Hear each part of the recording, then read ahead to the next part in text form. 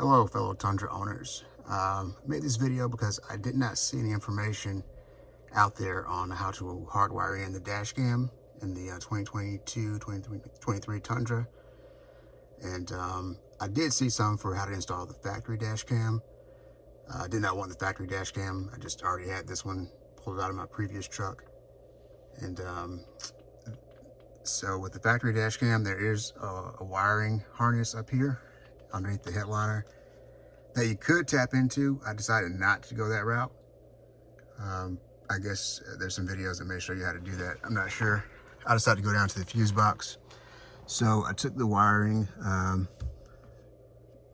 it's coming through the rearview mirror housing here. If you take a look at the video that I posted for how to hardwire in the radar detector, then you'll see how to remove this housing right here. This is just the housing that has all the wiring in there for the rear view camera and also the forward facing camera for the lane departure and all that good stuff. So I took the cable, I ran underneath the headliner here. And you can go about this one of two ways. You can either take your wiring and come up underneath this A-pillar cover here and go down. You can easily remove the weather stripping here. It just pulls down. There's a channel in there that you can place the cables in. Or if you decide to, you can remove these screws here off the handle. Take this cover off, this A-pillar cover off, and run the wiring down there. That way you can zip tie it in a little bit neater. So come down here, you can run your wiring down to your fuse box. So this removes pretty easily. There are, I think, 4 little clips here. Let's see. It's a little bit harder to do with one hand.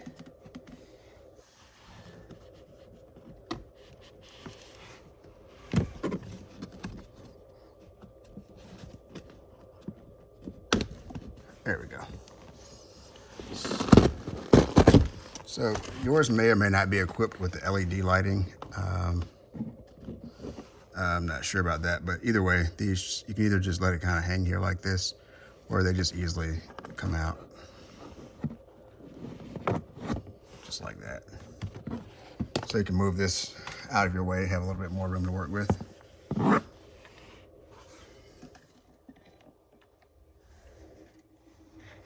So once you're under here, you will notice that I don't have the cover on here anymore for the fuse panel. That is because once you, if you decide to use the fuse taps to get access under here, this cover, which is the fuse panel cover, it's not going to fit back on here. So I'll figure out a solution for that a little bit later on. As for right now, it's still covered because you do have that other piece that covers it up here. And so while I have this here, I'll just kind of go down this with you. So when I took a look at what to tap, you're going to have, if it's like most dash cams, you'll have 3 wires. You have a ground, you'll have one for your constant power, and you'll have one for your ignition. Figuring out which ones to tap can be a little tricky. I like to look for something that's open first, so I'm not tapping into something that already is being used. So I took my voltmeter and I went down to the spare ACC here, and that one is an ignition one. So that one's not being used by anything. So I thought about using that one. The issue I had was, so for the constant, I actually went down to the fuel door. There's 2 actually. There's one for the fuel door for the SUV, and there's one over here. If you look over here, fuel door, PU for pickup. I tested both though, and I found that the fuel door SUV has constant power, which makes sense because you need to be able to open the fuel door at any time. I don't have that power release. I believe the only thing that has that is the capstone edition. But fortunately, they still gave you power here in the fuse panel. So you can take a look right back there. That's where I used that tap for the constant power for that fuel door. The problem then was, because of the size of the wire tap fuse, I could not put in the ACC or the ignition wire into the spare fuse opening. So what I did was decide to make a choice as to what else I could tap that would give me the ignition power. I decided to go with the USB number 2 here, because I probably won't even use my USB charging ports. Either way, they're not anything vital. So I want to make sure I wasn't tapping into like engine computer, SRS, airbags, or anything like that. Make sure you stay away from those things. Also, get your voltmeter out and test. You just want to make sure you're testing for yourself. And you want to make sure you're putting in your fuses in the right direction. For me, when I did my testing, I noticed that the on the fuel door, for that 10 amp fuse on the fuel door, the powered side is on the right. So if you'll notice, you'll want to put that.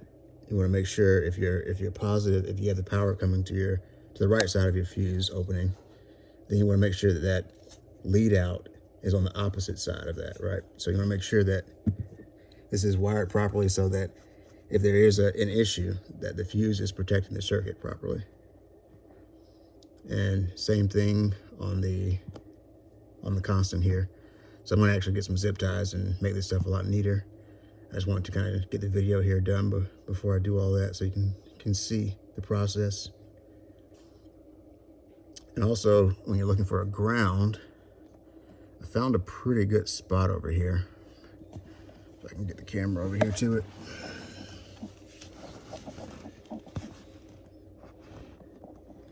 There's a metal screw right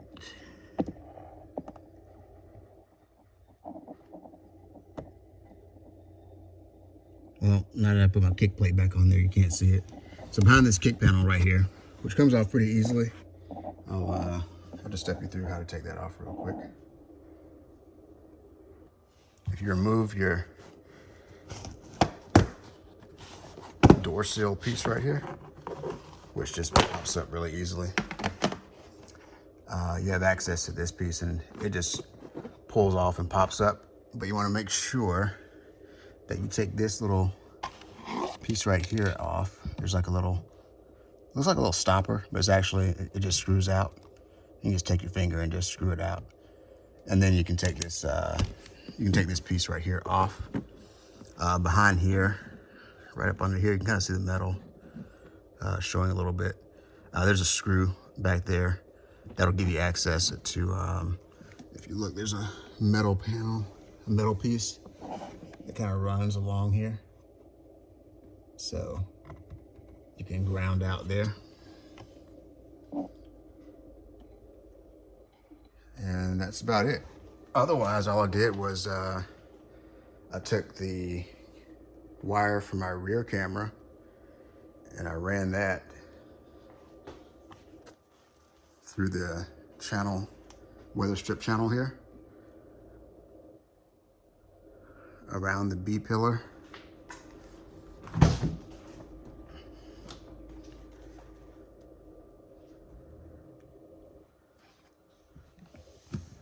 All the way down here. And sorry, my gimbal's trying to be a little weird here. Up underneath the weather stripping here, all the way down to the rear camera. And for the rear, so it's a little tricky. I couldn't figure out how to get it to stay up here because the window does come down in the Tundras. So I went to the Dashcam store online, and they have a little mount that you can use to pop in there. You just put it in between your weather stripping and the window, and that gives you a little support bracket to be able to mount your rear camera to. So the rear window still goes up and down fine. There's no interference there, and everything's working great. So if you have any questions or run into any issues during your install, feel free to drop a comment in there or a question in the comments, and I'll definitely try and get back with you. Otherwise, I'll see you in the next video. Thanks.